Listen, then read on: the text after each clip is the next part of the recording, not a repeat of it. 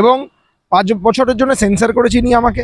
এর আগেও আমরা দেখেছি ক্যালকাটা ইউনিভার্সিটির ইতিহাসে বাম আমলে ট্রাম জ্বালিয়ে প্রতিবাদ হয়েছে, উপাচার্যকে তাড়া করে মারতে যাওয়া হয়েছে, উপাচার্যের টেবিলে উঠে পড়া হয়েছে, উঠে দাঁড়িয়ে পড়া হয়েছে জুতো পরে।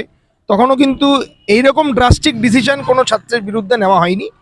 এবং আমার বিরুদ্ধে আজকে নয় সেন্সার করেছে, কিন্তু ব্যক্তিগতভাবে আমাকে 2023 সালে সেপ্টেম্বর মাসে আমি রেটের এক্সাম দিই, আমি সেখানে কোয়ালিফাই করি, রিটেন এক্সামে ইন্টারভিউও হয়ে যায়। তারপরে কিন্তু যেহেতু আমি তৃণমূল ছাত্র পরিষদ করি, আমি তার বিরুদ্ধে আন্দোলন করেছি, তাদেরকে নিয়ে সমালোচনা করেছি, সেই কারণে আমার রেজাল্ট 2 বছর ধরে আটকে রেখে দিয়েছে। একই পদ্ধতিতে অ্যানথ্রোপোলজির পরীক্ষা হয়েছে, অ্যানথ্রোপোলজির রেজাল্ট বেরিয়ে স্টুডেন্টরা এনরোল্ড হয়ে গেছে, তাদের স্টাইফেনও চালু হয়ে গেছে, স্কলারশিপের টাকাও তারা পাচ্ছে মাসে মাসে। কিন্তু যেহেতু আমি তৃণমূল ছাত্র পরিষদ করি, আমি আন্দোলন করেছি, আমাকে এইভাবে উচ্চশিক্ষা থেকে তিনি বঞ্চিত করে রেখেছেন 2 বছর ধরে। আমি এই কথাগুলো কোনোদিনও বলিনি, কিন্তু আমি কোনোদিনও ওনার কাছে গিয়ে মাথা নত করিনি।